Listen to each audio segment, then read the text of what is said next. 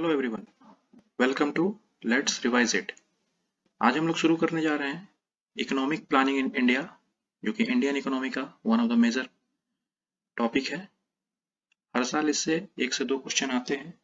ये वीडियो एक summary video होगा आज तक के जितने भी प्लान्स हुए हैं, जो भी 5 ईयर्स प्लान्स या अदर जो भी प्लान हैं उससे रिलेटेड। तो चलिए शुरू करते हैं। वीडियो शुरू करने से पहले आपके स्क्रीन पे एक क्वेश्चन आ रहा होगा। क्वेश्चन है, विच of the following pairs regard to the planning in India is matched incorrectly। पूछ रहा है, कुछ 4 पेयर दिए हुए हैं अलग अलग प्लान्स के। बोल रहा है इसमें से कौन सा गलत है। इस क्वेश्चन का आंसर इस वीडियो के बाद मैं आपको दूंगा। तो चलिए वीडियो स्टार्ट करते हैं। इकोनॉमिक प्लानिंग को हम लोग एक टाइमलाइन के थ्रू देखेंगे ताकि हमें याद करने में आसानी हो। सबसे पहले आते हैं 1934 में। इकोनॉमिक प्लानिंग की फर्स्ट टाइम अगर बात हुई कहीं इंडिया में तो ये एक बुक से हुई थी जो लिखा था एम.एस. विश्वेश्वरैया ने। M S. Visvesvaraya the father of Indian engineering, जिनके बर्थ डेट पे हम लोग इंजीनियर्स डे मनाते हैं 15 सितंबर को। इन्होंने एक बुक लिखी थी प्लान्ड इकोनॉमी फॉर इंडिया, और इसी बुक में फर्स्ट टाइम प्लानिंग का ब्लूप्रिंट दिया गया। इस बुक में इंडस्ट्रियलाइजेशन पे जोर दिया गया था, और इन्होंने ही फर्स्ट टाइम बात की थी कि अगले 10 ईयर्स में, एक दशक में, हम लोग जो देश का इनकम है, नेशनल इनकम, उसको डबल करेंगे। नेक्स्ट इसके बाद 1938 में आता है नेशनल प्लानिंग कमेटी। इसमें 2 पॉइंट्स याद रखना है। नेशनल प्लानिंग कमेटी जो बना था, इसके प्रेसिडेंट थे सुभाष चंद्र बोस और चेयरमैन थे नेहरू जी। ठीक है, सुभाष चंद्र बोस 1938 में जो कांग्रेस के प्रेसिडेंट भी थे। ठीक है, तो इसलिए नेशनल प्लानिंग कमेटी के प्रेसिडेंट भी यही बनाए गए थे, और चेयरमैन बने थे जवाहरलाल नेहरू। नेक्स्ट आते हैं 1944 में। 1944 में 2 प्लान्स आए थे, एक था बॉम्बे प्लान और एक था गांधीयन प्लान। क्या था बॉम्बे प्लान, क्या था गांधीयन प्लान? बॉम्बे प्लान जो था वो देश के टॉप इंडस्ट्रियलिस्ट द्वारा दिया गया एक प्लानिंग था। देश के टॉप इंडस्ट्रियलिस्ट थे, जे.आर.डी. टाटा नाम सुना होगा, जी.डी. बिरला, ये सब एक साथ बैठे थे बॉम्बे में और एक रोड मैप तैयार किया था कि हमारे देश का प्लानिंग कैसा होना चाहिए। इस मीटिंग से एक बात निकल के आई थी कि इन्होंने मिक्स्ड इकोनॉमी पे जोर दिया था।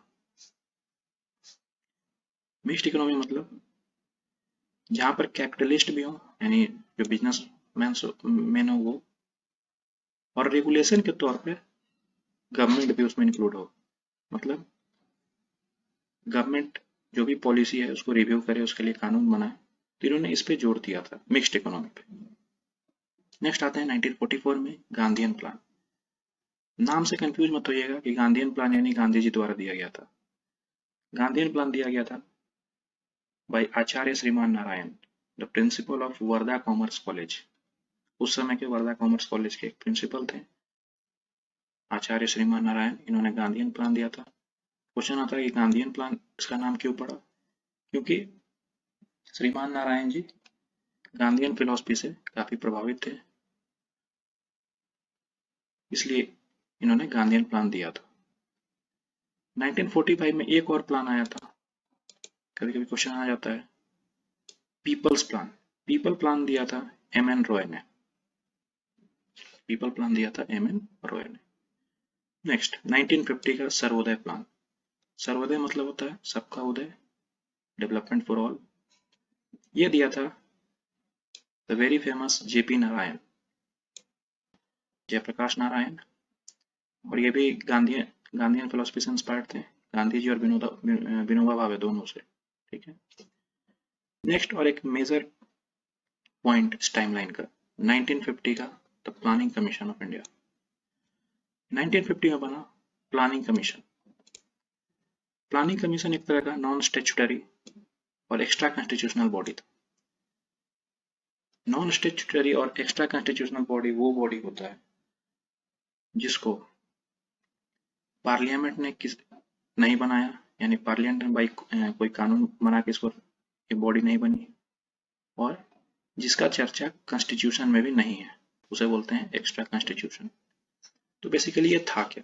ये एक था एडवाइजरी बॉडी, यानी वैसा बॉडी जो एडवाइस देगी, ठीक है। यानी इनकी जो बातें हैं ये कोई लीगल बाउंडेशन नहीं है। इसमें थे कौन? इसमें थे टेक्नोक्रेट्स। टेक्नोक्रेट्स मतलब साइंटिस्ट, इंजीनियर्स, ये सब। इसलिए इस बॉडी को टेक्नोक्रेटिक ऑर्गेनाइजेशन भी बोला जाता है। नेक्स्ट आते हैं 1952 पे। 1952 में बना national development council, NDC. National development council, अगर एक शब्दों में, एक लाइन में इसको अगर हम जानना चाहें तो ये वो काउंसिल है जो फर्दर जो भी अभी 5 ईयर प्लान हम लोग पढ़ेंगे इसको रेगुलेट यही बॉडी करेगी। यानी अप्रूवल देने का काम जो होगा वो होगा नेशनल डेवलपमेंट काउंसिल का, ठीक है। नेक्स्ट, हमारे देश में 5 ईयर प्लान शुरू हुआ 1951 से। टोटल 12 5 ईयर प्लान हुए 2017 तक, और इफेक्टिवली बात करें तो 2017 नहीं 2014। जो फर्स्ट 5 ईयर प्लान था शुरू हुआ था वो 1951 में शुरू हुआ था। ये 2017 में जो 12th 5 ईयर प्लान जो खत्म होने वाला था 2012 से 2017 में, एक्चुअली इसको बीच में टर्मिनेट कर दिया गया। टर्मिनेट किसके द्वारा किया गया? By the NDA government, Narendra Modi, ठीक है। तो जो 12th 5 ईयर प्लान है वो कंप्लीट पूरा नहीं हो पाया।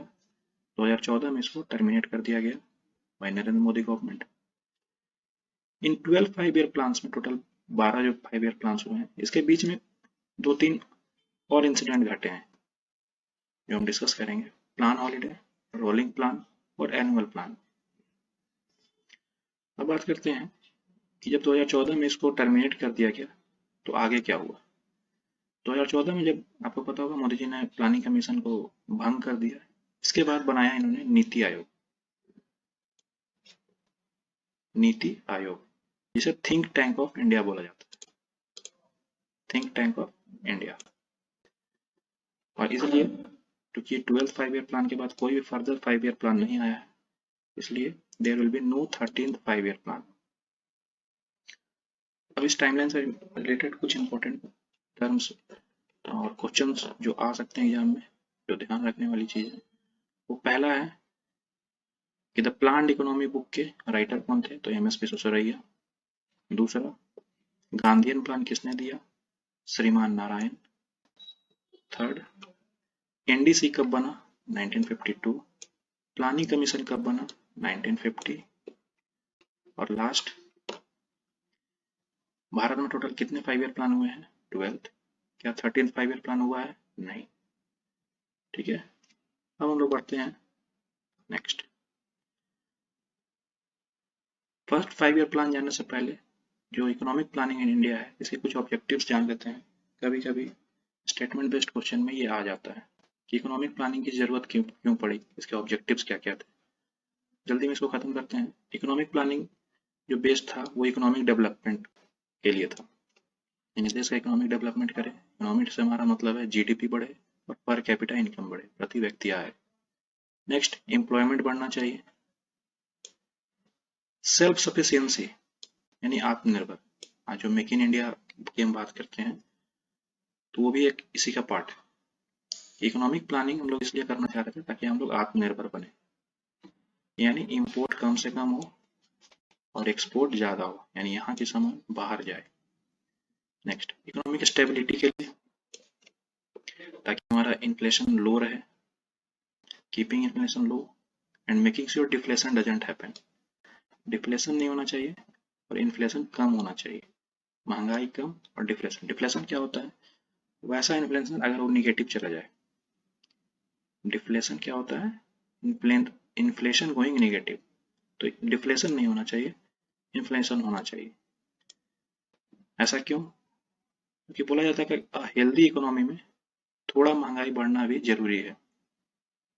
ऐसा नहीं है कि हर साल उस प्रोडक्ट का, किसी एक प्रोडक्ट का, एबीसीडी कोई भी प्रोडक्ट ले लें, हर साल उसका प्रोडक्ट एक ही रह जाएगा, तो फिर ये भी दिक्कत है इकोनॉमी के लिए। तो थोड़ा प्राइस बढ़ना भी चाहिए लेकिन विद इन अ लिमिट, ताकि बहुत ज़्यादा महंगाई ना बढ़े और इतना कम भी ना हो इन्फ्लेशन निगेटिव चला जाए, तो दोनों में दिक्कत है। नेक्स्ट आते हैं सोशल वेलफेयर, सामाजिक जन कल्याण। नेक्स्ट है इकोनॉमिक इनइक्वालिटी। इकोनॉमिक प्लानिंग की जरूरत इसलिए भी पड़ी ताकि हमारे जो देश में इकोनॉमिक इनइक्वालिटी है ये घटे। इकोनॉमिक इनइक्वालिटी क्या होता है?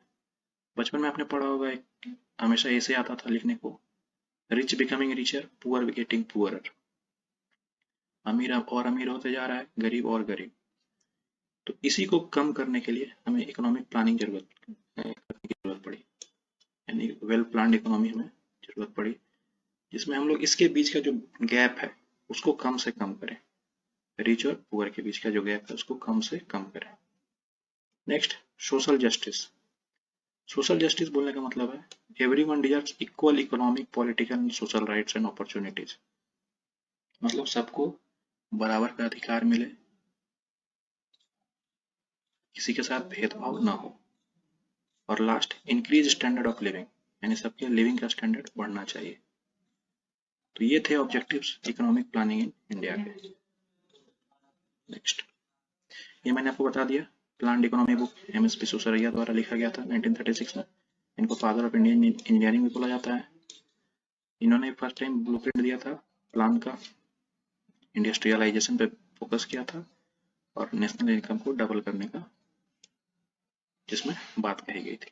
नेक्स्ट, गांधीयन प्लान, ये भी मैंने आपको बता दिया, ये आपके नोट्स के लिए मैंने फिर से लगा दिया है। नेक्स्ट आते हैं first 5 year plan.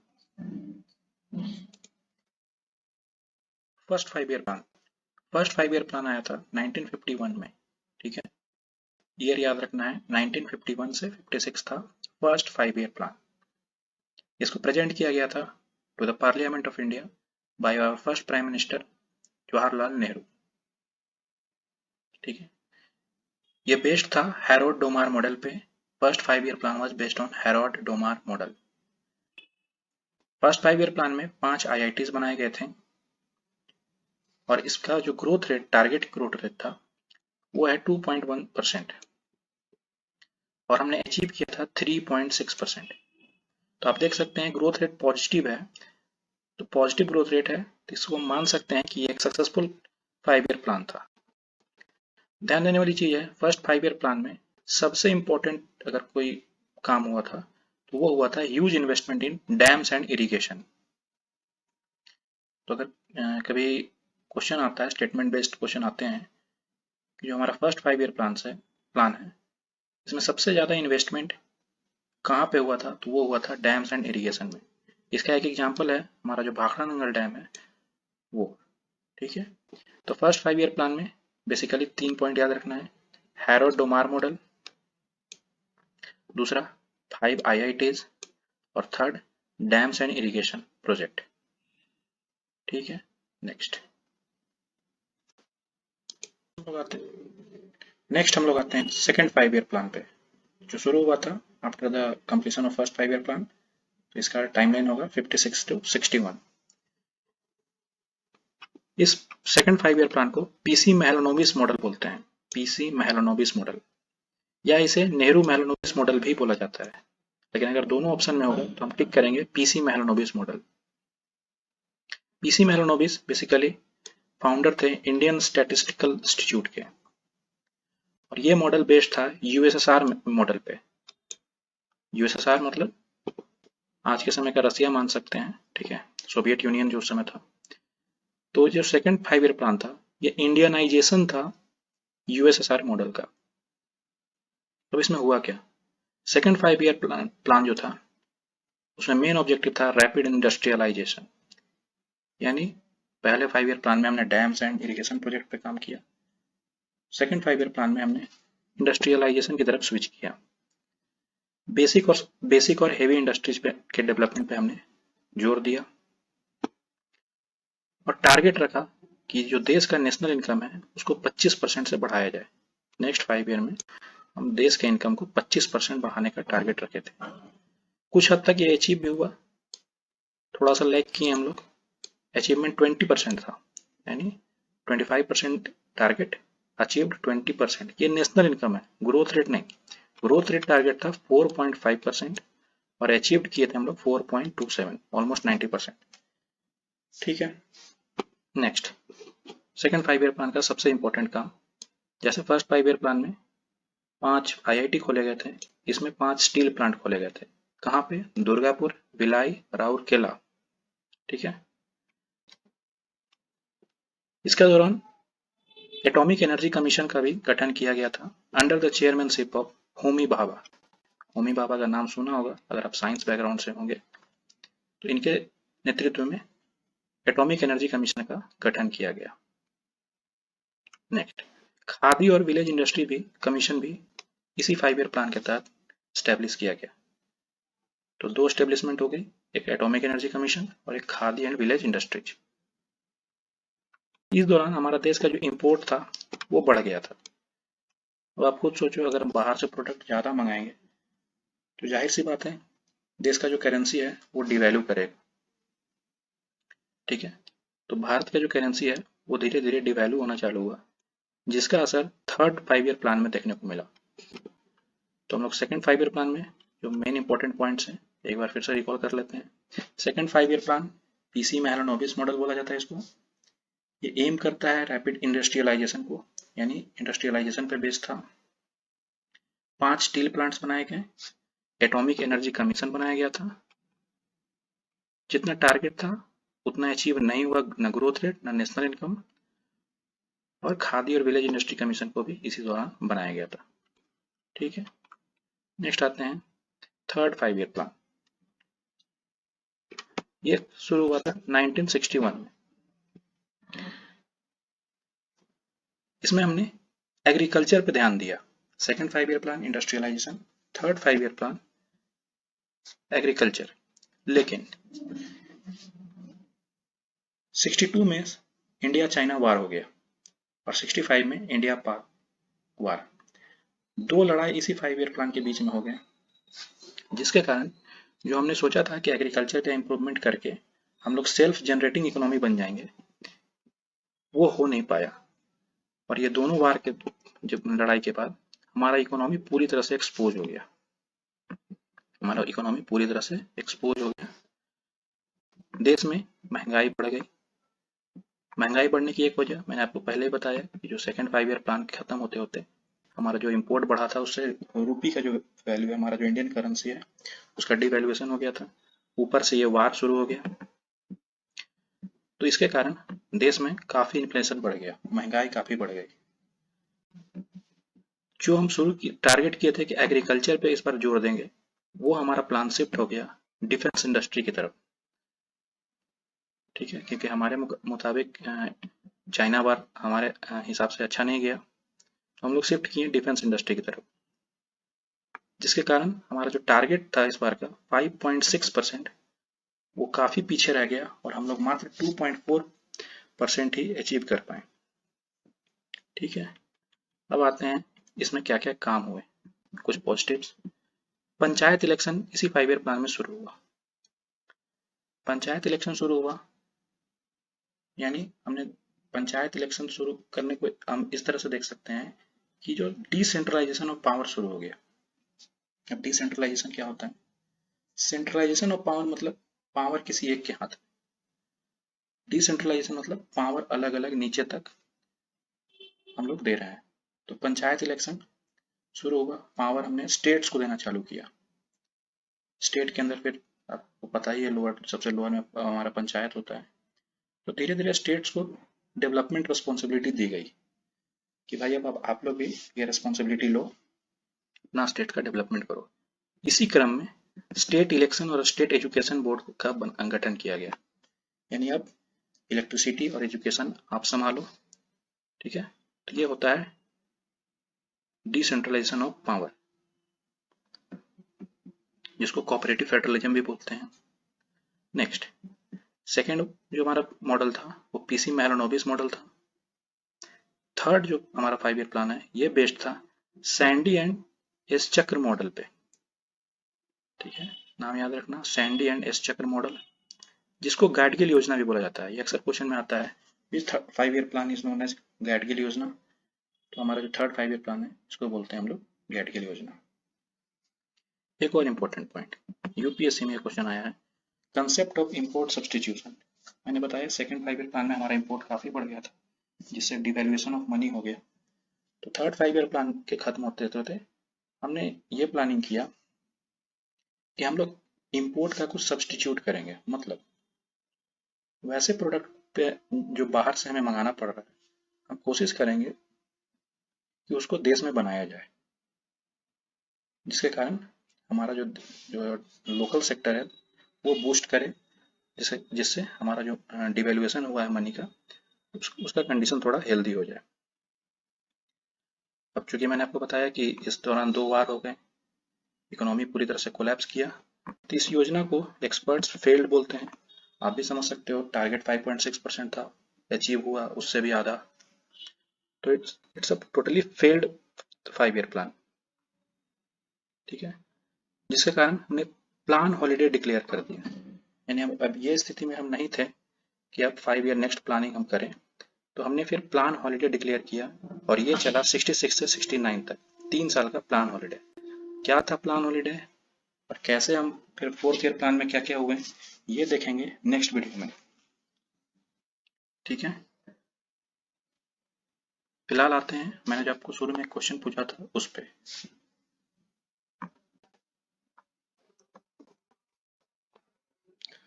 So before we end up, हम आते हैं अपने क्वेश्चन की तरफ। क्वेश्चन जो मैंने शुरू में पूछा था, which of the following pairs regard to the planning in India is matched incorrectly. Option number A है the Gandhian plan, Shriman Narayan Agarwal, the people's plan M N Roy, Sarvodaya plan Mahatma Gandhi, तो Bombay plan capitalist of India. तो जो गांधीयन प्लान था ये श्रीमान नारायण अग्रवाल, एकदम सही है।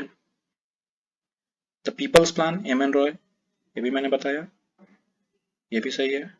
बॉम्बे प्लान कैपिटलिस्ट, जैसे JRD टाटा ये लोग बैठे थे बॉम्बे में, ये भी सही है। सर्वोदय प्लान जो था, ये मैंने बताया था, सबका उदय प्लान, सर्वोदय प्लान जिसको बोला जाता है, ये था JP का, जयप्रकाश नारायण का।